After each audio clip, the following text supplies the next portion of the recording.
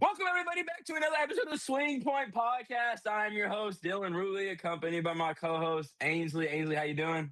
Doing good. How about yourself? I'm good, guys. Today we're gonna have on Ian from Hype Headbands. He's a local paintball kind of guy who also runs his own business, makes headbands. A lot of players in the DBS and a lot of players in the Northwest rock his stuff. It's great quality gear, and Ian's just a big player in our community. I know Ainsley, he sponsored your team, right? Yes, sir. We're gonna So, ignore the fact that my camera's tweaking out this episode. Try to fix it, but I think it's yeah, kind of it's broken. not. So, guys, and also we are 45 followers away from a giveaway of the Enemy of the State jersey. If I could find it, it's in my closet full of all Let's my see. stuff. So Miami Dolphins one. Yeah, Yes, I the can't find it Miami right. Dolphins one. Yeah. And as well, we are 27 followers away from 100 subscribers on YouTube. Oh, let's go. Couple milestones. Couple milestones. Yeah, a couple milestones, guys. Thank you for all the support. And also, I just want to give a quick shout out to all the P&W teams that represented. Northern Lights making their first Sunday appearance at Ohio, taking fourth overall, and then the Seattle Uprising. Let's talk about that real quick before Ian gets in here. What a Man, performance! that's unreal. And I Ainsley think almost flipped the table on Sunday. dude, Ainsley almost flipped the table on I Sunday. almost flip a table watching a lot of things, man. It comes with Yeah. watching sports. I think we were all sitting there at DBS. We all had chairs, but not a single one of us was sitting down. We No, were all not at huddled all. around that little tiny scoreboard for the Sunday Fun Day matches. We're all just Yeah. like this, dude. We're like, oh my god.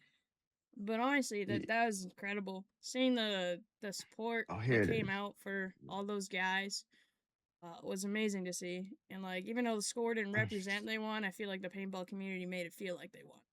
They won in my heart, right? And it was awesome to see. And also, here's the jersey, real quick. My closet full of jerseys. I just counted. I have like Yeah, 80 those jerseys. those So, guys battled their hearts out and left everything out there and literally died on their swords. so that's the jersey, guys. We're gonna be giving away right here, right there. So yeah, guys, 200 followers. We'll be doing a giveaway. So, but yeah, honestly, I'm just proud. I'm proud of Austin Woodward, everybody, and everybody on that team. And I can't wait to see what they do in Texas. Ladies and gentlemen, we have on Ian Friedman from Hype Headbands. Ian, how you doing tonight? I'm doing well, thanks, Dylan. Thanks, Ainsley. Yeah, so Ian, kind of tell the world who you are, how'd you get into paintball and everything? So kind of introduce yourself. All right. Well, I'm Ian Freedman, Hype Headband. I got into paintball in 2007. Um, Played some woods ball. My brother actually got invited to a buddy of his property, and he was doing yard work, and they shot some paintball guns for the first time, and then they were like, "Oh, let's go out to the field," and I got drug out there, and you know just played some woods ball with them, and then got bit by the bug. Went to a big game out there, and ever since, and then I got into the whole refing. I'd ref Saturday to play for free on Sunday out at Northwest Paintball Park in Bremerton, and yeah, no, and now I've never left the sport. Yeah. Yeah. So kind of running off that. So you run Hype Headbands, kind of what was the inspiration behind Hype Headbands? How'd that kind of go? I actually started Hype Headbands because of COVID. World completely shut down. I lost my job, like a lot of people, and I had no hobbies. Paintball kind of shut down for a bit. I was driving myself nuts at home. That's when I started losing my hair, and I was like, okay, well, I think I'm gonna make paintball headbands. And my wife was like, okay, and bought a sewing machine. And it was wild to get a sewing machine because everyone was making masks, and so getting a sewing machine was nearly impossible. It's like winning a lottery. Yeah, so I like landed a sewing machine, like buying sneakers. Yeah, landed a sewing machine, and then just kind of self-taught after that. Ooh, Like, so I definitely can imagine there's been a lot of trial errors there. Yeah, like COVID, a lot of brand new paintball companies kind of came out, and people were like, let's give this a shot. Some yeah, stuck with it, some didn't. Sick to see that you stuck with it and how much it's grown, and like, so sick seeing like what you make. Obviously coming with like your headbands and stuff. You obviously do, like limited runs, and like your headbands are pretty, like, I would say top tier quality. What do you think like separates your headbands opposed to like other companies like Hormesis and stuff? I wouldn't say like separate completely. Like, we all have that same, obviously the patterns are different, but like I just try and be myself, hype headbands, and I'm not trying to like replicate another brand. There's great creators out there. There's Hormesis, there's Enemy, there's King's Creations, there's Trash Saint out of the Northwest. Yeah, and we all just do unique things, and try not to copy one another. Yeah, and then you do like kind of those limited series runs. What kind of like inspires you to find those like ideas? Like I know you've done a couple of like the Mario kind of themes, and like recently you did like was it the Tasmanian Devil like Looney Tunes? Like how do you come up with these like ideas to be like Don't you this can't is forget the it? Pokemon one. So Yeah, Pokemon 2. You're like this is it. I know this is gonna be like this headband's gonna hit and people are gonna want to buy it. That's the hardest part. Like I'm currently kind of in a rut right now. Like, it's like I have the fabric dyed. I just don't quite know what that embroidery I want to do on this fabric that I have dyed, because I don't want to put out a headband and then it just ends up sitting. I want them to be kind of a chase. I want people to buy it, fall in love with it, be like, this is the headband I want to rock. It's not like a HK Army headband where it's like you can go to the store and just buy it willy nilly and wear it and give it to the next one. for sure.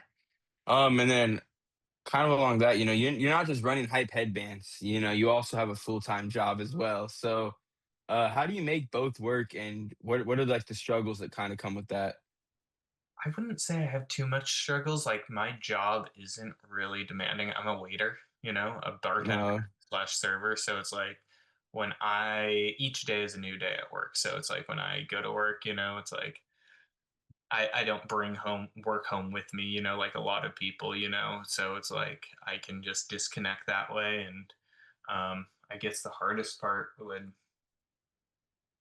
be the time it takes away from like, it's like I do hype before going to work and then I go straight to work at, 2:30, 3, 4 o'clock, and then do that until 9 p.m. and then come home, go to sleep, and then wake up and do hype again. So I guess that's kind of a little bit of a struggle, but I enjoy it, and that's why I keep doing hype. It's like I wouldn't do it if I didn't enjoy it. oh, yeah. Yeah, I mean, I wear.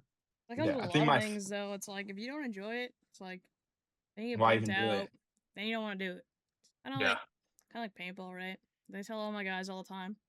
I was like, I know, go into tournament, right? I was like, we may get shit on, we may do well. I was like, as long as we're all having fun, that's all that matters.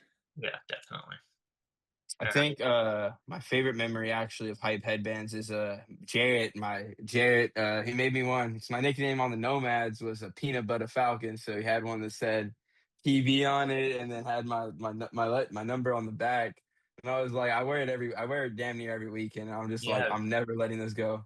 that was on that like brown and gold Louis Vuitton. Yeah, Yeah, that yeah, one. yeah. And I then he made remember. one for our boy Jordan too. They said Big Ginger on it too. So I was like, it's one of those like memories, like and it's crazy that a piece of fabric has all those memories on it. But that's what I think makes your brand so special up here in the Northwest is just that everybody, if you go to DBS or KC Crusaders out here, right, everybody is at least wearing something hype. Yeah, Yeah. something Right, something and that that's has something. hype on it, whether it's like a beanie, a headband, a jersey. You know, you made these amazing brand new like playing hoodies that are really nice. You know, I don't want to play in it because it's really nice. I was like, this is too nice to play in. Like, it's comfy. Yeah, facts. No, Yeah. and I would like thank Carlos for that one. Like it was something that I had kind of in the back of my head. Like I had a couple prototypes floating around, and Carlos was like, "Dude, let's do that for like Ninja Ball prizes." And I was like, "Okay, I'm the game." And so then that we did that, and now every time we go to Ninja Ball, there's people wearing them, either on the field or off the field. It's really cool to see. Yeah, that was sick. I remember when I first saw the first one I saw floating around, Joel had one on. I was like, where did you Oh get that? yeah, He's like, oh, it's the prototype. And I was like, that is fire. And then like the next Ninja Ball, we happened to Podium and they're like, here's these hype playing hoodies. And I'm like, these are sick. yeah. And like it's Yeah. kind of nice how like the Ninja Ball ones were different than the ones that you were actually selling. It kind of adds like that little extra kind of thing. Like the colorway was different because I saw the original red one you had like at your booth. I was Oh like, yeah, that's yeah. cool. And then like we got the Ninja Ball ones. I'm like, this one's even more sick because it's like kind of like almost like a The fade. fade. Yeah, yeah. I'm a big fan of like a fade, The gradient fade. like a Yeah, gradient fade. As you can tell, like by our first jersey design, had that kind of gradient gray fade. yeah. So, like, how do you get inspiration for most of your products? Like, I was a big fan, and I was always mad that I could never get a Gengar or a Charizard headband because my old coach Zach, he always wears the hype headband Charizard one, and Yeah. I'm just like, I'm so jealous of it. So, where do you get the inspiration for those? Like, is it kind of just like a pop up on the mind, and I'm gonna be like, I'm gonna do this, or like, where do you get the inspiration from? A little bit of that stuff that I enjoy, and then I kind of keep an eye on like what's trending. It's like um, for Pokemon. Pokemon is like the hottest thing right now again. I mean, Oh, and so that was behind the Pokemon. It's like, and that's when like I went all in on that one. I was like, okay, I'm gonna lay out this series of 9 headbands. I actually imported those cases. I have a couple here. yeah, those cases look sick. Yeah, like I imported like these leather Pokeball cases, and that are magnetic, and then wrapped them up. It even included like uh Oh, the trick or art. trade packs. Yeah, Is that a Gengar headband? yeah. This is a Gengar. Ian, I need you to bring that to me. I need you to bring that to me, big dog. He's like, this is I from got my you. collection. It might not be this one, but I got you. All right, sick. You know what I want to see? You need to do a collab of. We need some Sonic figures, dude. I need a shadow. I need a shadow headband. Okay, I need this guy, brother. that is that This is release. like. I'm not kidding you. That's the release that I was talking about doing. There's When no way, dude. I have all the fabric dyed. Like, I'll go grab it. Like, This is literally. It's like. This is me. No, Shadow wait, is it me. is me. It's like Cranky the all the lure. time. The lure is this is Shadow is my life. Like I have Funko Pops of Shadow. here is the fabric for the shadow. That's fucking fire, dude. Yeah. So I have the shadow there. I'll leak the Sonic Dude, that's sick. up here. What's a We coincidence? also you could do. I like anime. You should do like. I think anime would be sick too. Like not like Fairy Tail or Naruto. Those are like two of my favorite animes. Yeah, I think those would be sick too. I've done a couple custom pieces for people. Like Carlos wears like I think it's 8 tails or 9 tails Nine tails, I think. from Naruto or something. 11 tails. I don't know. I don't know, 21 tails, dude. Yeah. Something about a Chill, tails. chill. Don't disrespect Naruto like that. Yeah. So Oh. how much kind of thought goes into the fabrics, the designs, and before a headband gets released? Like, what are like the steps and process without kind of giving out too much of the cream of the crop right there for you? What are like the steps that you kind of have to take? First, I try to think of a series that I would like to do. And then I actually have a lady in Michigan who's like, owns her own tie-dye company, and then I kind of give her some photos of that. So I'm working with another person, and then she's the one that is like completely like going off lately and making like straight heat. Like this is like a camo tie dye that she did, and like I said, there's the shadow, and then so once I think of that series, then it's like, okay, what colors do I want to go for that? And then I use a quality 10-ounce denim for the headbands, and then after that, a nice stitch premium terry cloth. I always use a black terry cloth instead of like I started off using white, and then I like switched over to that black because like no one wants to see their like yellow sweat stains on their terry Even cloth or even what. when you like not, it's not even on your forehead. Like I wear mine over a beanie, and like the white terry cloth on my like Hormesis headband, it's just gone like a weird color, and like I Yeah, wash that thing. yeah, There's no avoiding that though with yeah. white. So that's why I've like switched to like a premium terry cloth, black terry cloth, and so that's like idea behind it. And it's gotten so hard to find like a quality denim lately. Like I have to like order, it by a bolt, which is 10 yards of fabric, and then I'll send it off to be dyed. Um, but you can't just find denim in the stores. Ever since Joann's and closed, you can't find a quality denim in stores. So finding and sourcing denim is really difficult. I do have a couple outlets that I do go to, and that, but yeah, it's just finding that. And it's super hard because it's like I like to feel the material so it's like I might buy a material, and if it doesn't meet my standards of a quality, then it's like I won't stitch it.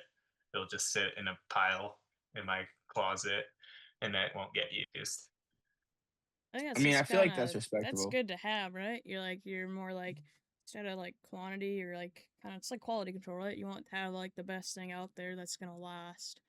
And like if you're just like, yeah, let's just order this and use it regardless the way it feels. Obviously, you're not gonna get a. Some people might like it. A lot of people might not like it. So like you have a bar set to your standards, and it's good to have with products, and that obviously sets like your stuff aside from like any like Joe Blow's company, right? Yeah. So you have like a lot of designs and like collections you've done. Is there any personal like design or like series you've done that means something to you or is like your favorite? Yeah. Early on, like when I was first like launching the brand, I went and like had my like HH logo like put on a denim, and so I'd say those ones are my favorite of the headbands, just because it's my pattern on the band itself, like splattered all over, and it's like, and since then, like I can still get that, like order that denim with that pattern, but getting it to line up, and the process has gotten a little more difficult for that, like to get a custom fabric. So that I'd say that, and let me grab one. I was gonna Show, say, yeah, show. if you got one, show it.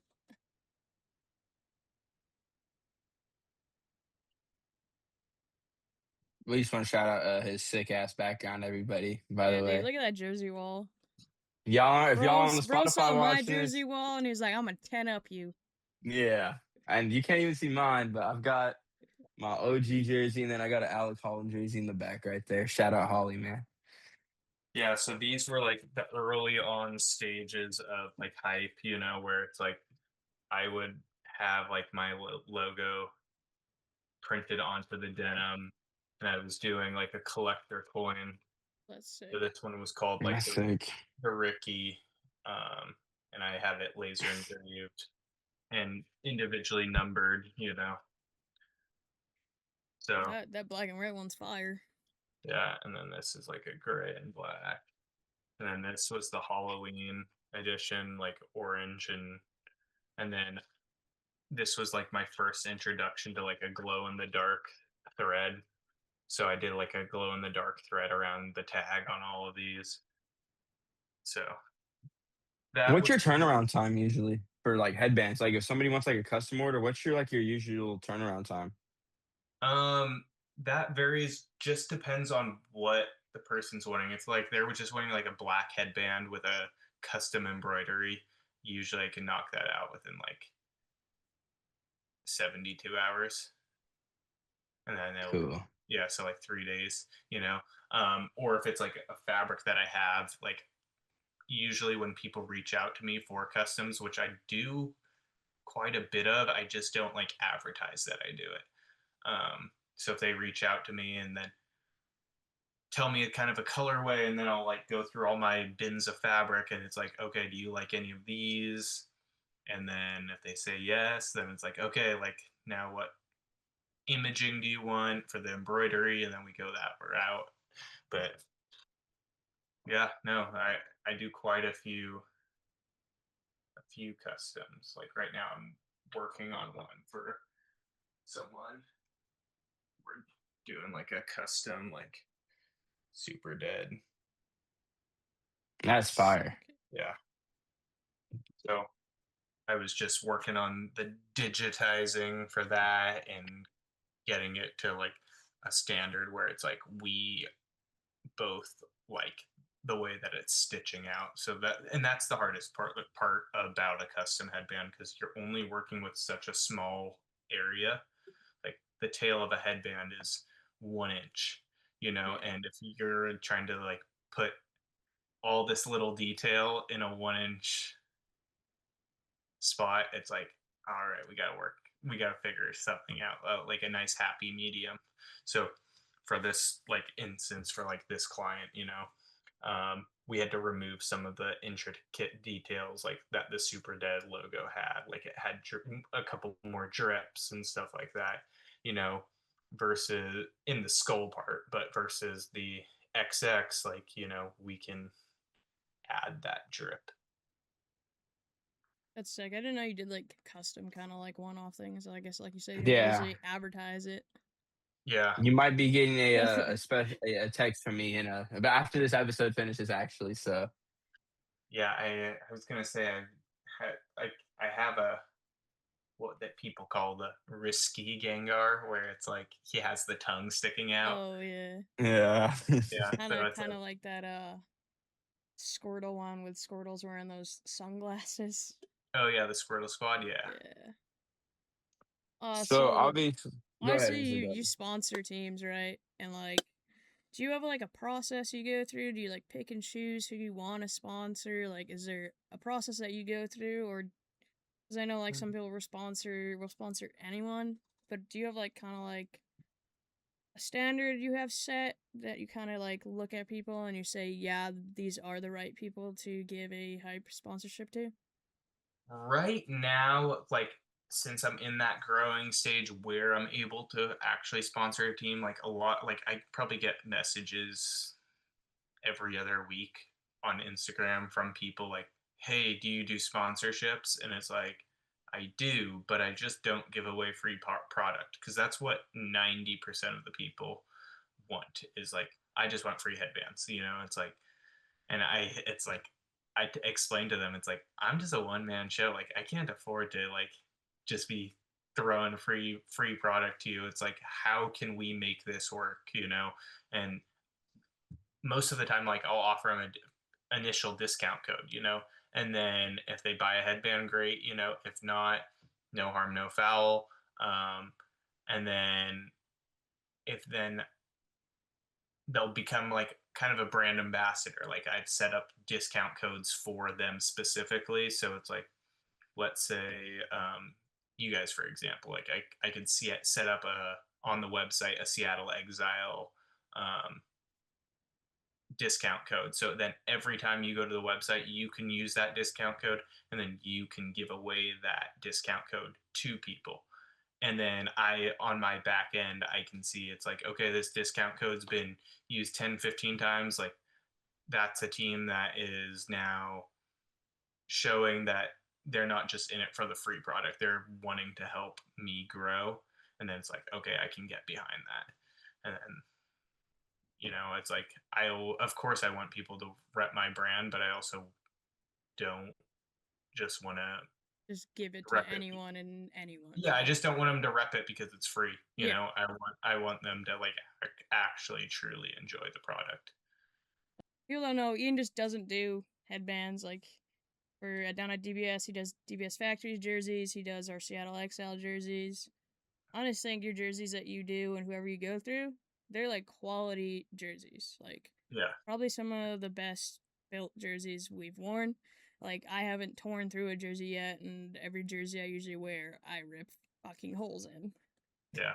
And that's one thing about the jerseys, like, as I'm going into like expanding into that stage, it's like I still like want to keep it affordable for like, when I started hype, I was like, for the player, by the player. Even though I don't show my face very often at DBS, I still do play and I still get out there. And at one, like, I used to play a ton, so it's like, I'm one of you guys. I want to be able to, for the people to still be able to afford that case of paint and have drip. It's like, Yeah. That's Yeah. why we kind of chose you over other companies, because we looked for like prices. We're like, these prices are insane, and they add like the extra like $100 to $200 design fee, and then you're kind of, it's like an email back and forth. You're trying to coordinate stuff. Well, I think you have everything kind of executed up perfectly, where I can just message you directly, and it's like same day, within a couple hours, you send me over a mock-up from your designer, and it's already there. And I was like, I don't like this, and it's like another half an hour goes by, here's the other mock-up, and it's affordable. Like, it's probably the best pricing jerseys out there. And we're like, when you told us the price, we were like, what the fuck? Did he mistype his like answer that he replied us to? So like Yeah. that comes in hugely for like divisional tournaments, because like we can go ahead and make different jerseys for every second or every event. Yeah, no, definitely. And I was gonna say, there's like, I've now slowly started like expanding, like, because right now I've pretty much every team that has had a hype jersey is Washington based. It's like I had the PNW pressure guys. I've done the Phantoms. I just recently did the Seattle Blackout. I've done you guys. I've done the Ninjas. And then recently I've been expanded down to a team down in California called Beach City Thrashers. I know that those guys were a Dub C. Those have you made? Have they already had the jerseys? Or are you making them for right now? They had the camo ones. So if they They were, were sick. I saw those ones. They were yeah. sick. So if they had the camo ones on, and then I also did their black and just a basic black, and then yellow text. Yeah. Yeah, So that's sick. yeah, I'm glad you're expanding and everything, big dog. Yeah, that's good yeah. to see. No, it's exciting. I like, obviously I tread with caution because I don't want to bite off more than I can chew. Yeah. Especially being like a one man show, I'm sure that kind of has the struggles because, I mean, it's a one man working party. It's a one man show. It's a one band, one sound, right? So Yeah. obviously, And I think there. that also helps like with the communication process, because it's like, like you said, you're like emailing one person, that person then has to then email their supplier, and who knows if they're actually in direct contact with their supplier. They could just be, emailing another third party, like, and then going, so it's like, when dealing with me, it's like, you talk to me, I talk to directly to the guy that ships the manufacturers and ships the jerseys, and I often can get about a 3 to 4 week turnaround time. I was gonna say the turnaround time has been amazing. It's not like a really long wait, even if there's like holidays in between. Like, the turnaround time has been fast, like the fastest I've ever seen with any company shipping jerseys. Yeah. Yeah. So here's like kind of like a fun question. So if you could only keep one hype product in the lineup forever, what would it be and why? Oh gosh.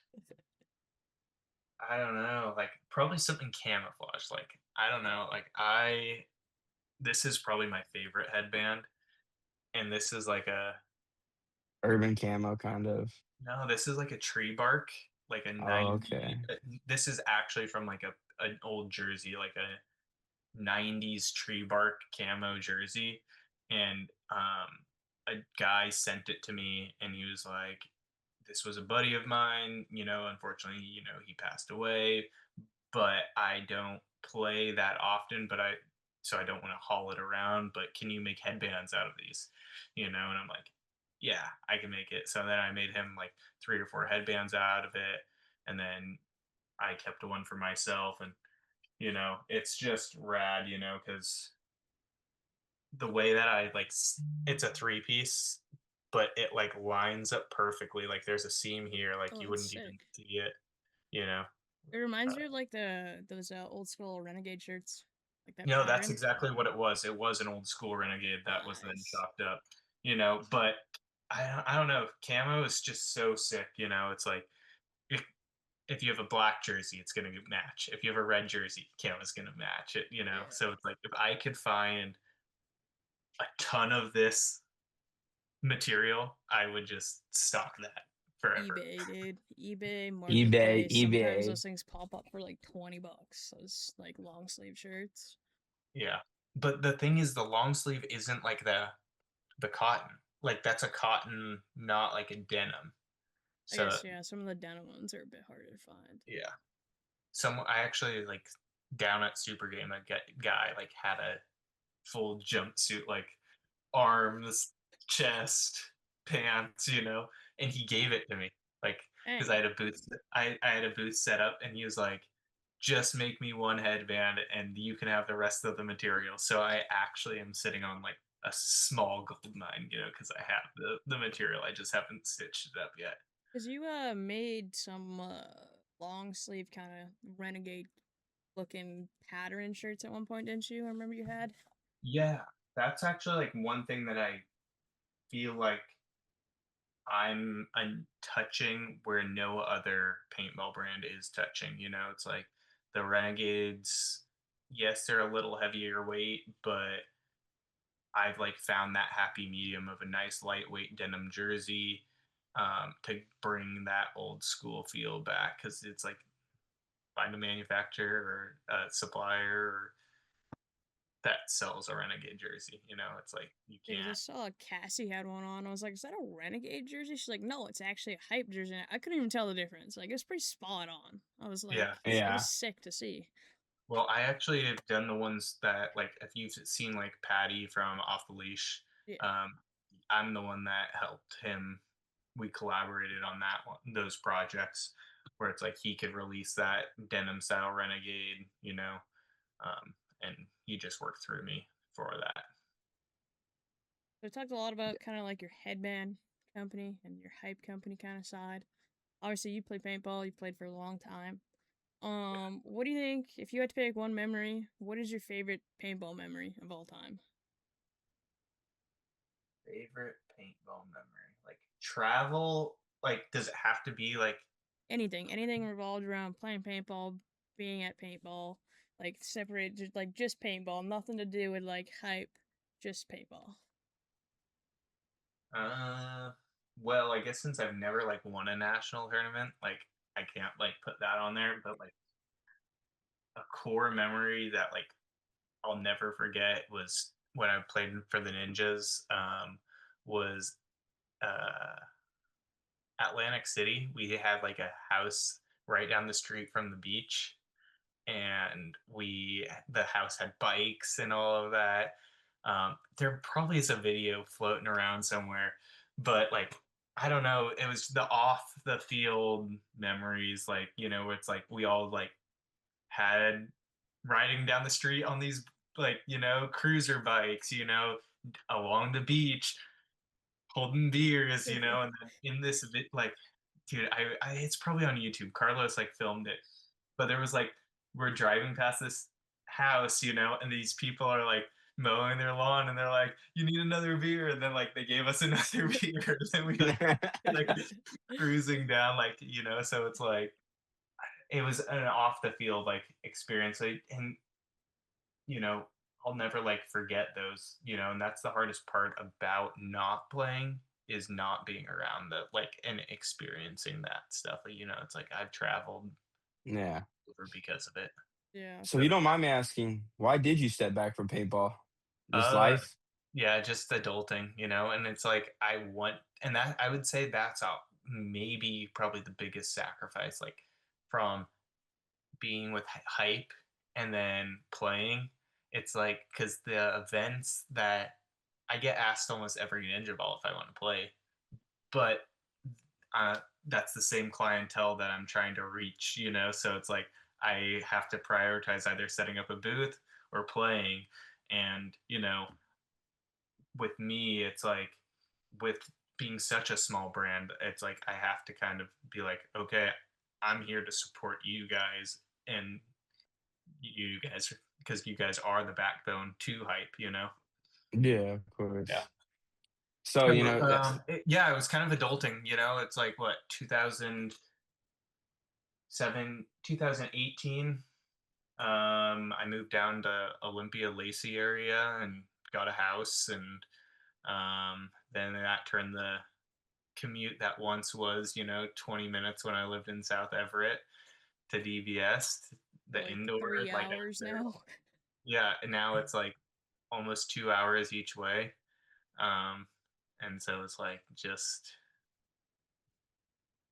not do I want to spend 4 hours in the car, but I just lost that drive to want to spend 4 hours in the car to compete. It's definitely tough. I feel like that some days too. I don't live close to DBS. Well, kind of close, but not close. But I gotta go across the border, and there's been times where I'm like, do I really want to drive 2 hours to go play? It definitely takes a toll on you. A lot of people don't realize it if you live really close to a field, having to wake up at 5:30 in the morning, leave the house by 6 to get to the field to be there for 7:30, 8 o'clock in the morning, and do it every weekend. Sometimes do yeah, it I don't know that. I'm two gonna be two to three honest. times a week, right? Oh yeah, I mean, I would say I got lucky. It's like I when I first started paintball, in 2007, I lived right down the street. I would ride my bike or walk down the freeway to the field, and then either get a ride home or ride my bike, you know, and then when I did a lot of travel paintball then, 2012 is when I got kind of picked up by the ninjas. And then I would drive to Carlos's, hop in the ninja van, then we would drive down to Royal Ridges down in Vancouver. Battle. It's Yeah. like right there at Battleground, right? Yep. And then Yeah. then we owned that field, like owned the bunkers to that field. So then we would have to air up the bunkers, stake up the bunkers, play, then take it all down, Clean them off, take them down, clean, put them yep, away. put them away, then we drive the 2.5 hours back to Carlos's, and then from Carlos, I would have to then drive an hour home. So that's like I've done a fair share of like the travel, but I was just young and I guess dumb, and it was like, oh yeah, I'll just dedicate 14 hours a day to each weekend to paintball. Yeah, I was blessed when I first started. We had a couple fields up here. First field I played at was Panther Paintball, and that field was about 15 minutes from my house. And then That's how far that one DBS is from me. And then that one turned to airsoft only, but we also had a field called ambush paintball. It's still around, but it's Yeah. woods ball only. A few years ago now, the city decided to expand one of their major roadways just because of the increase in population in the city. And it happened to be it's going right through where the field was. That field was half an hour away from me, so when I first started playing, I didn't have to have a huge commute, and I didn't realize actually how mentally draining driving said 2 hours is to a field every weekend. So when you do drill day, because I see on your Instagram story that you do drill day, like what field is that? So now? that field is Snipers Paintball out in Chilliwack, BC. So that field's been around for a while. They closed for a few years because so that field was originally real grass. Got pretty beat up. They got some turf. It's a one-man kind of operation up there run by Kevin. You know, kind of basing on trying to get the community to help lay some turf. You know, weather provided didn't help, so it took 4 years for that to actually fully, you know, happen. But that field to me is still an hour, 15-hour, 20 away from me. Oh, So right now I have no happy in between medium, but for me right now I have no field that's under there an used hour to away from be me. a field up there in Bellingham, like and I remember like they had like bright yellow bunkers or bright green like some off, and they hosted one tournament, and then after that I never heard anything about it, because there also used to be a paintball store in Bellingham, because I like was originally supposed to go to a Western, and I applied at that paintball store, and they said I didn't have enough experience, and I was like, wait, what? That's crazy. That's crazy. It's like I am playing the current national circuit, like PSV and NXL, like when it turned to NXL, and it's like, okay, I know nothing about paintball, I guess, but whatever. Yeah. So I know for me, so I practiced down at Diamond Hill Paintball for my ninja ball team, Kinetic. My mentor Jordan. So I'll mentor you, but and you know, and he was like, he got me hooked up with them down there. Kinetic. It's ran by Kevin. It's a great team, but it's 5 hours for me, so having to I drive That's, down there. you only have to drive down there for ninja ball practices, yeah. I do 2 practices a weekend down there, so and Or a month. then 2 practices a month, so Okay. and then so it's not terrible. I get to stay at his house. He lives like 15 minutes from U of O, so my first time down there getting to go see U of O is pretty cool. And I Okay. actually have a picture of the duck, like me and the duck of the bench, just like that. So, but I mean, the drive and commute's rough, but you know, I guess you know, it's a good thing that you just didn't get out of paintball completely, right? You know, Oh yeah. obviously If you I run could get high. out there every weekend, I would. Like, still, it's just balancing, um, my wife, you know, owning a house, keeping the upkeep of the house, and then, still doing hype, so it's like kind of four things that I'm balancing just to get out there. But Dude, come play the 3-man. Come play the DBS 3-man with me. they're always on Saturdays, yeah. I know, dude. They're always Yeah. on Saturdays. Yeah. Sundays are my days off. Ah. Yeah, that's the hard Yeah. thing about Ninja Ball also, because it's like I'm taking time off of work to go go to Ninja Ball. So it's like that's why I also set up a booth, because it's like I want to kind Make of money. supplement me taking the At time off. least you know, make a little money to cover the gas. Yeah, Yeah, yeah, Saturdays are tough for a lot of people. I find like a lot of people work Saturdays. yeah. Yeah, that's fair. I feel like Saturday is a good day, like for a big game. Like if you were to Yeah. do like a scenario, like a Saturday would probably be the like bigger day for a scenario game. So, kind of running off of all like the jerseys and everything, what would you say, like, what do you enjoy most about creating custom gear and helping teams build their identity as a team, like through gear? What do you like? What's like the biggest satisfaction for you on that kind of stand?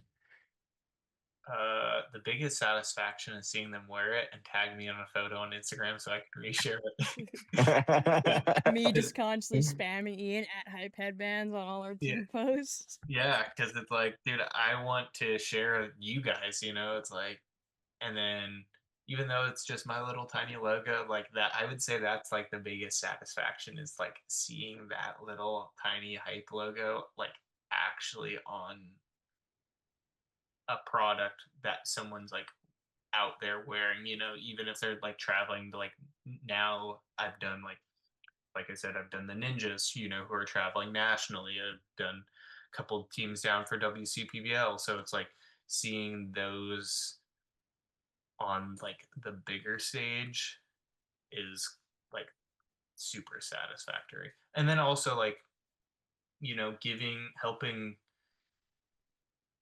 the players, you know, be able to kind of put their vision to life. You know, it's like when Ainsley reached out, you know, she kind of had a concept in mind, you know, and then we were able to take that concept, run with it, threw her a 3D mock up, and then after that, she was like, yeah, that's it. Like, after a couple little things, and then for me, it's like when I get it, the first thing I do is like open up the box, like it like I get like a little high off of it. It's like a kid in a candy store.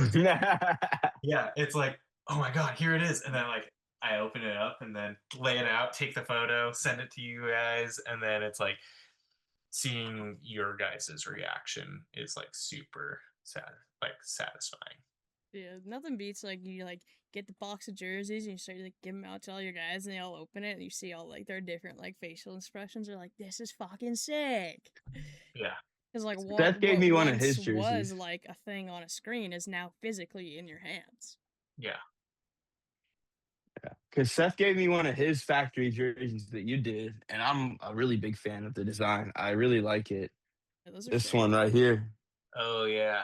I got the red So version of I those. actually didn't design that. Seth had worked with Keo, who played last season with Factory, and Keo just took my template and he does design himself.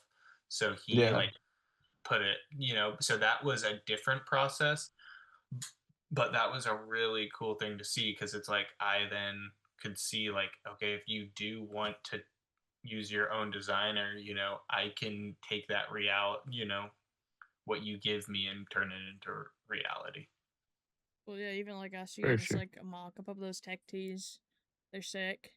Like obviously they'll be coming down later down the pipeline after we get a couple other things done. But like just taking like an image that I saw on the internet and just plug it in. I was like, hey, can you take this design and like make a tech tee? And then spat back to the design. I was like, this is perfect. Yeah. Yeah, that's one thing Yeah. I also need to like do is like have like more wearable merch, you know, because right now it's like I really focus on the headbands and the like head wraps and like the on-field stuff. I will say I need to get better at expanding for like off-field wear. Like right now you're wearing that Defy tech tee. You know, it's like that should be a Even hype. if you do like what Cody does, right? Just takes shirts and puts his logo on it. Yeah, It's wearables off the field. yeah, definitely. Yeah. I mean, so I want to see some hats, dude. I'm a yeah, big hat person. hype hats. I Yeah. did a collab with Finlay, where I did like I have. Hold on. He's just got a random like bottomless pit of stuff. He's just pulling out. It's like what is it? Yeah. That movie, Mary Poppins bag, dude. Just Oh my god. So I did a oh, those are sick. yeah. So it's a little like That's sick. T-Rex, you know. So I did a batch of these with Jimmy Oh, and dude, Finlay that's sick. hats. I like Yeah, that one, the flat bill. Ooh, and the scared. Norris the cat, dude. Yeah, yeah.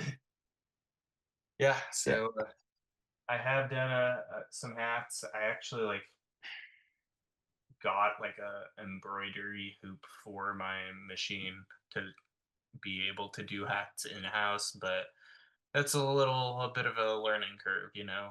Well, yeah, not to mention like bases for hats are gone up in price recently Yeah, and are hard to no, get.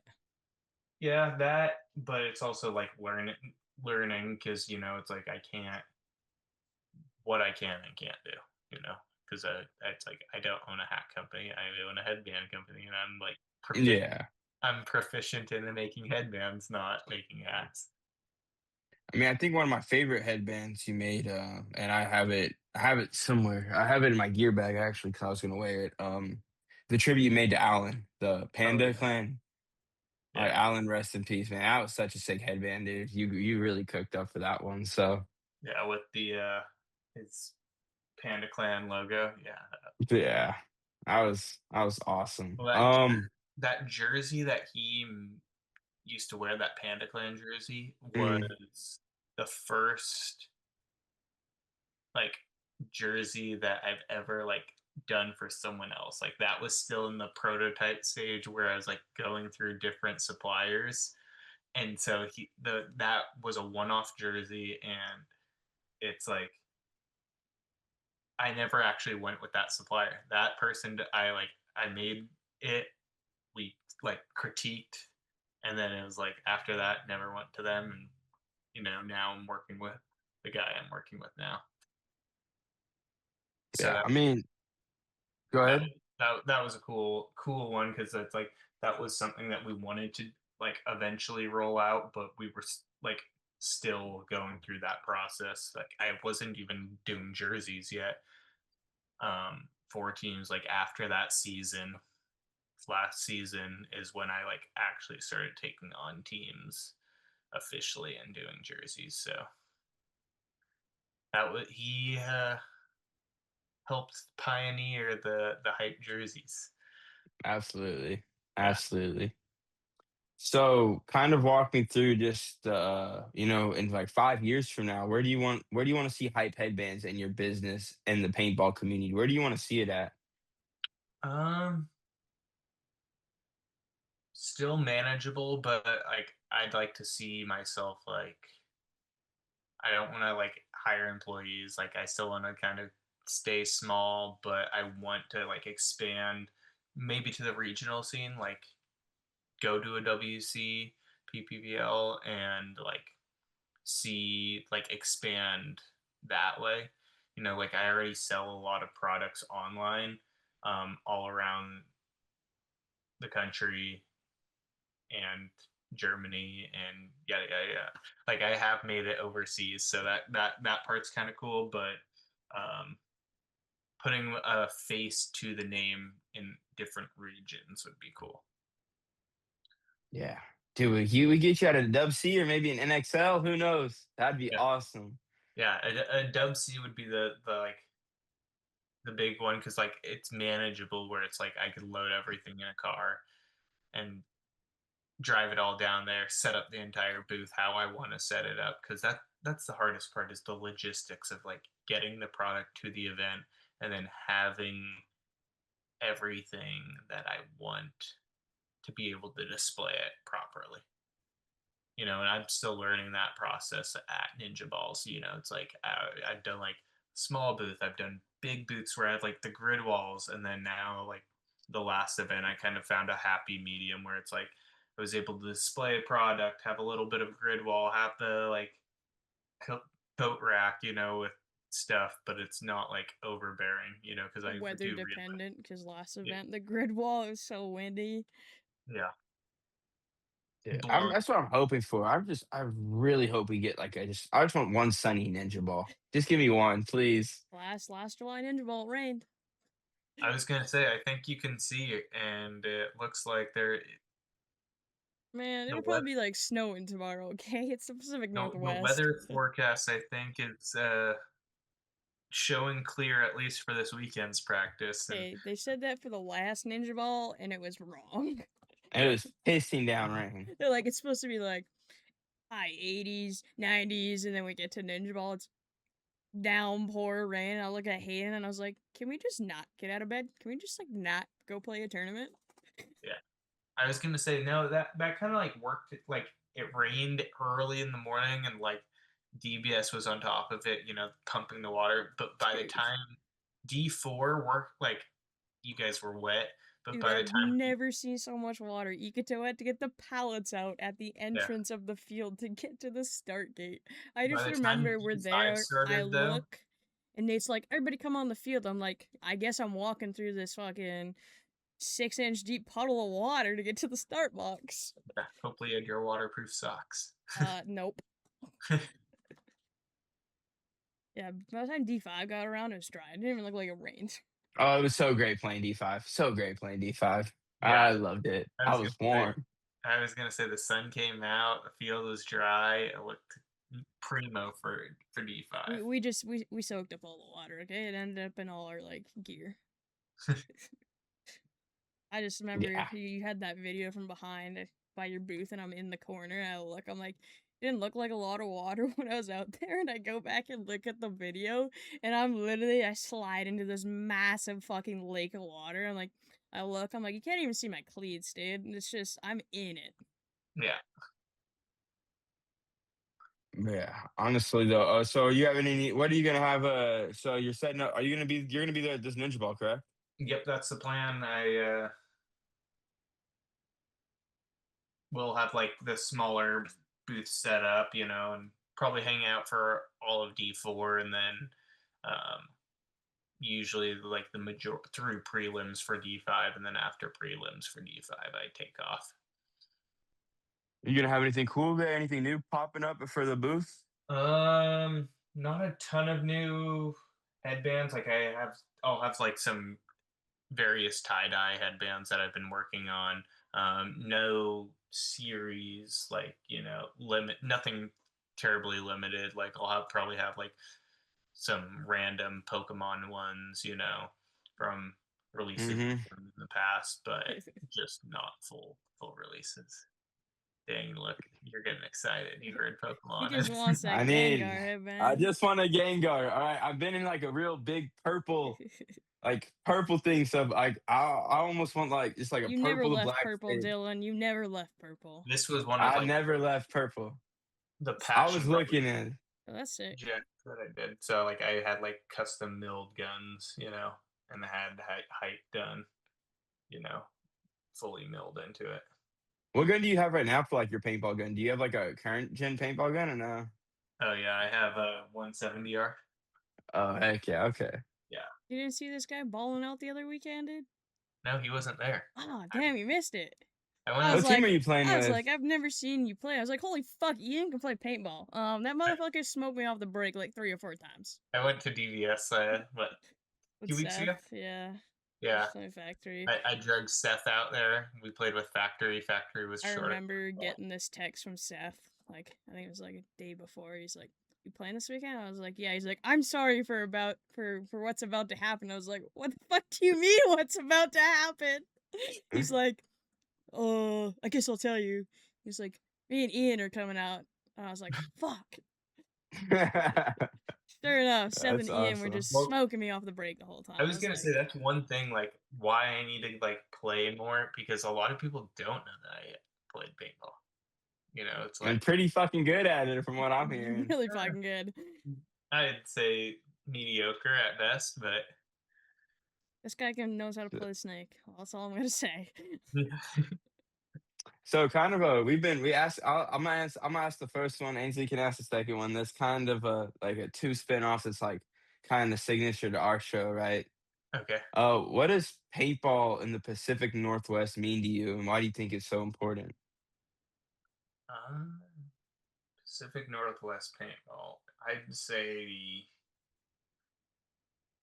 just like the family aspect. Like I feel like I can show up to like even now, like I can show up to the field even though I haven't played in competitively in years, and it's like I'll see either people that I've never met before. I'll see people that I've known for years. I've seen people that I've like stepped away and came back, and it's like it's their first time back out in years, and they're like, dude, you're still here. And it's like, yeah, so it's like you can step away for so long but then come back, and it's like it's like a feeling that, like, it's you show up to the paintball field and you are just so happy to be there. It's like you're just with your your second family. It's like, Yeah.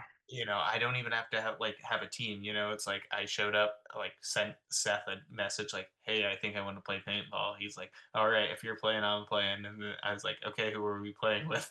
He's like, we'll figure that out. And then it's like rolled with the factory guys. And the same thing happens when I go to KC's. It's like I'm not on a current team, so it's like I can show up to KC's, and the cartel guys will let me roll with them. Geo from the Phantoms will let you. I Oh definitely know Geo would let you roll them. yeah, no, definitely. and that's what's crazy. It's like I've seen like known Geo for so long, you know, and he's I would say like if you were to put like one person in the Pacific Northwest that's like grown paintball, like Geo is that guy. It's like 100%. yeah, it's like you don't want to. There's no one better than Geo for the sport. You know, it's like he invites everyone out. You know, he gets some setups. He's like, "Oh, you don't have a gun, you don't have goggles, like here," like, and gives them a setup. It's not even like that. He just pulls it, like he just literally pops open his trunk, and because I played a tournament with the Phantoms, we made a team called the Vanguard. It was with his son John Fronenberg, right? It was me and him as the 2D4 players, and he just like, oh, here, you want a different loader? Here you go, and just literally opens up his car, pulls out like 9 different CS2s, and I'm just like, yo, what the fuck is this? Yeah, And it's crazy. yeah, and it's like we need more Geos. So I'd say like that's like kind of Pacific Northwest paintball to me. It's like, you know, it's like just the family aspect, you know, it's like and I feel like if I was to like go anywhere else, like I don't know if I would get that, you know, it's like if I stepped away from paintball in California, you know, and came back, it's like, yeah, there might be a couple people that I'd recognize, but are they willing to let me run spins with them? No, they're probably like, no, this is my team. Like, you're just washed up at this point, and you know, go stand on the sidelines, you know, and get play with the free agents, you know. Yeah, for sure. All right, Ainsley, ask. You know what to ask. Dude, I'm gonna fuck it up. You gotta do it, Dylan. All right, give me your 5. All right, you and 4 other players as the starting 5 in the Pacific Northwest. 1 Uprising player only. Who would it be? One Uprising player. Dude, I gotta go with Juice. Juicy Jules, Joel Eaton. He'd be my one Uprising player. Where would you put him at? Oh, D side, of That's not course. even a question, Okay. dude. Yeah. What do you mean? Okay, hey man, we gotta send Joel to the snake. We can send Joel to the No, no, snake, you know. no. No, he still has it in him, Yeah. you know. But I grew up playing Young Guns against them. You know, my first tournament in 2008 was against like a 3-man in Eastern Washington again, and I played against like the DVS kids, you know, when it was like Graham, Joel, Nate, there was another guy, and they had like the original Luxes that still had the max flow on it, you know. um so but back to this the 5. I mean, can they be former pros? Sure. Yeah. Like, okay, like, because like there's some like histories of like former pro, like, I don't know. So Pacific Northwest starting 5.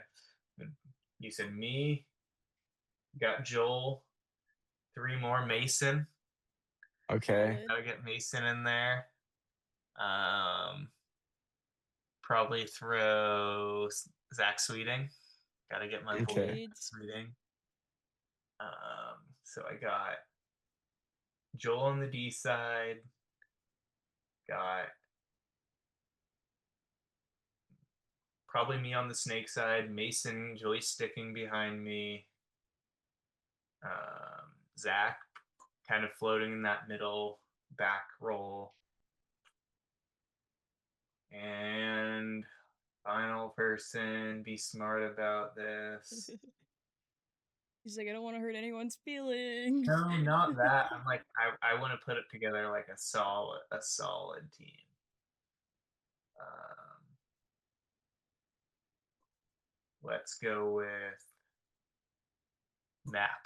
I'll throw Map Chim in there. Okay. Yeah.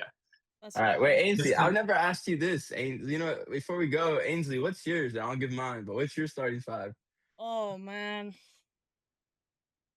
The one Uprising guy and anyone Mm. else. Was it myself? Dude, the Uprising pick is very hard because I have a lot of close enemies, but I'd have to go with one. The person who's helped me from day one, that'd be Cole Scott. I have myself, Cole Scott, Aaron, because I grew up playing with Aaron. My homie Johnny Thompson, who used to play on Edmonton Impact. And oh man, I don't like hurt anyone's feelings. Oh, who would I pick as the last person? I'm gonna have to go with my boy Hayden Miller, dude. That's my dog. That's Okay. my day one Do dog we from get GBS. at least one sub? Yeah, you can can I get get one. like an extra sub to add yeah. in? Okay. You can get a sub. You can get a sub. That's Okay. fine. I'd probably my sixth would be Justin Hunter. That's No, solid. you stole my pick. No. Yeah. Okay. Dude. All right. Mine would be Snake one. Send my boy Junter. All right, Justin Hunter. Yeah. The two behind him would be Corey Field. Oh yeah. Who would my uprising It's player hard, be? man. My uprising player. I put my 6th sub as Nate, dude, because that guy's my dog. He's been helping me out so much. Yeah. That was a hard toss up between Joel, Cole, and Nate. Yeah, it's a hard toss up for me because it's Austin, Graham, literally all uprising. I probably put Austin Woodward. Give me Austin Woodward as the 2 on the D side. My 1, give me Cage on the D side. And then me at the home. Yeah, I like that. That's a solid. That's Now, a solid 5 right there. Who would your sub be? Who's My your sub. It could be anyone. There's no limit on the sub. Give me Chris Wilson. LC? LC. Because I think I can put LC anywhere. And I mean, no matter what, I'm gonna get my team's gonna be full of me and LC just trash talking everybody. All right, that's all I want is just me and LC trash talking everybody. Hard Alrighty, to pick Ian. 5, man. Yeah, that's what I'm saying. I feel like I'm like But disrespecting also, the people I grew up playing with, but I'm like actually, because I also want to, I'm have like it's like either because I also want to add Brent Ostrich in there because Brent's been a big teacher for me as well. So Brent's definitely has to be on there somewhere. I don't know. I feel like 5's not enough. can't but pick 5, dude. Yeah, I know. So anyway, but No Ian, disrespect to the other the Yeah. people that weren't in the 5 that I Yeah, chose. I still love all you no guys. disrespect. We love everybody. It's hard. Now, who would your starting 5, or let's say 6 pros, former or? Oh man. Okay, Thomas Taylor, troll, if you're watching this, love you, buddy. Damn. One of my favorite players, because well, I told Ainsley how much J-Rab. Right, Yeah. J-Rab is one of my favorite players. Fedorov would be up there. That's why you're in that purple kick. Yeah, dude. seriously. Purple MXR too, just like J-Rab. So what I said J-Rab, Thomas Taylor, You said Fedorov. Fetty, Austin Woodward. I don't have a home player. Shit. Maybe that guy. Dave Baines. Vance? Oh, okay. He'd be a solid home He player. would be. See, I can't pick Dave because his team just beat Uprising, and I can't do it. All right, it's nothing against Dave Baines. Dave's a great guy, dude. Give me Colt Lucal. Colt Lucal. Okay. Yeah, I'm excited. He's gonna be one of the coaches at the BKI Combine, so I'm excited to. And I have his jersey in my room. Yeah, I'm going to the Combine. I fly out the 21st. I don't even know who to pick. The Combine or the summer camp thing? The summer camp. Oh. The summer camp. So I'm going to the BKI summer camp. That's sick. Picking 5 or Yeah. 6? You can do 6 if you got 6. Okay. Oh, 6? Okay, hang on. I got to name my Yeah, 6th pick your one. 6 and I'll run it. Rich Telford. Okay, I like I that. feel like I'd have to go. I want to say Oliver Lang. Yeah, I didn't even name Oliver. What the fuck Chris am I doing? Lasoya, I didn't even name Chris Lasoya. What am I doing over Tim here? Montresor. Oh man. I would want to put Billy in the snake. I love the way Billy plays the snake. Yeah, he's a dog. I had to throw my homie Nate in there. 6 is a tough one. Let's go Nikki Cuba. Alrighty. What's what your that 5 or is? 6, Ian? All right. I think I would throw Angel Fregosa and the Snake. I got John Richardson up the middle. Okay. Probably Malloy. Malloy. That's somebody Yeah. else. Oh, I suck. I suck at this. Yeah.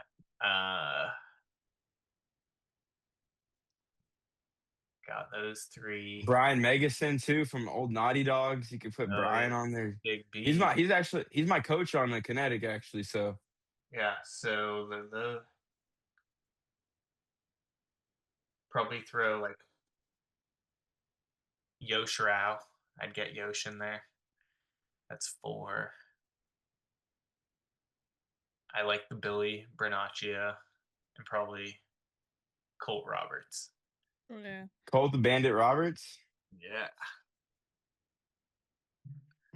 That's a good one. I'm so happy Colt's still playing, dude. That guy's something Dude, else. Something Colt else. Balls. Colt wears hype headbands. Is he? That's sick. That's why I threw him on there. He's a good guy too. Very solid player. I mean, all those guys on X Factor. Quick, Ian. So we got Ninja Ball coming up next weekend. Yep. Give us your prediction. Can we get like a little top 3 from you about who's gonna podium D4? Can we get a little prediction real quick? Who's playing, dude? I got the teams pulled up right here. Don't worry. Maybe pull this up right now. Pull it up. Am I still open? Yeah, you're open. Yeah, you're good.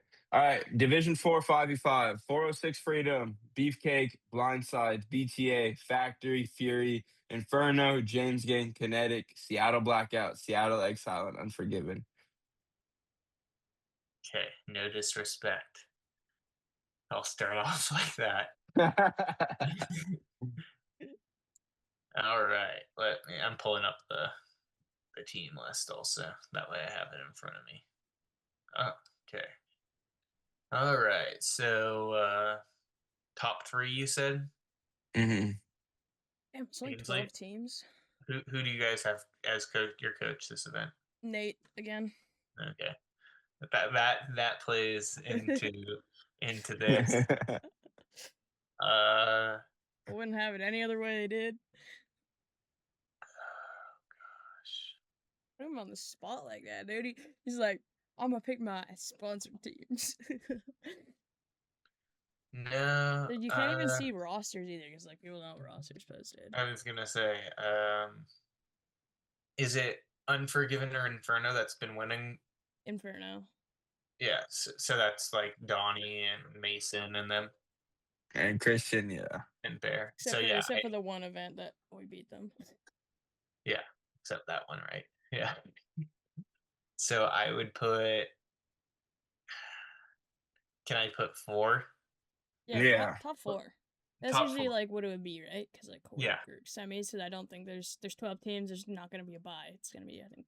Well, teams, and really. it's like at least then if you you get knocked into that top 3, like there's a consolation of 3rd and 4th. So yeah. So my top 4 would probably be Inferno. As I have a feeling they're gonna win.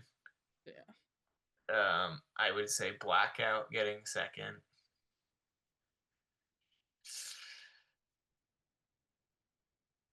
Exile, I think you'll get 3rd. I hope, dude. No disrespect. And then BTA getting 4th. Really? No faith in your factory, no boys, factory, huh? dude. Eh? I'm not saying that. I don't know their roster though, so. Yeah, I don't know who they have. I know that they, after the last practice that I went with, they was like, "Hey, would you be interested in playing Ninja Ball?" Like, and asked me and Seth. So it's like, Is Seth not managing them anymore? He is a little bit, like he's still involved with it, but he's not out at every practice. He's working a lot. Yeah. So that would be my top 4. Okay. Inferno, Blackout, Exile, BTA. hope we get there. I ain't going for third, dude. We're coming for the number 1. Mark it down right there. Right here, dude. Okay. Alrighty, cool. It's on Well, recording. $1. You heard it here I got- first, folks. I got Kinetic taking first, so let's lock it in.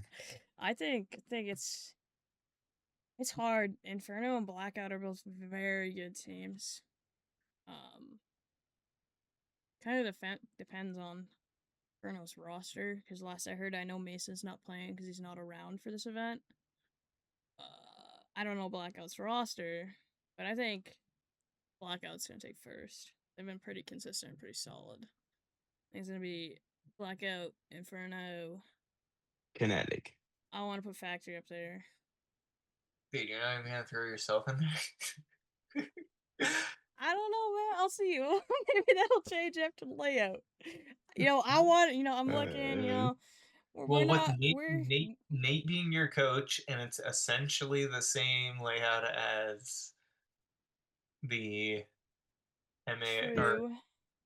I want to put us at that 1, but I have faith in myself. I have faith in my guys. But if I'm going off by Lock paper, it in. Nah, you gotta lock it in. If I'm going off paper stats, and now like you're looking at rankings and points and stuff from previous events, paper, I think it's Blackout, because Blackout has been consistent for all 3 events. Inferno did drop that 1 event, so they didn't do so well.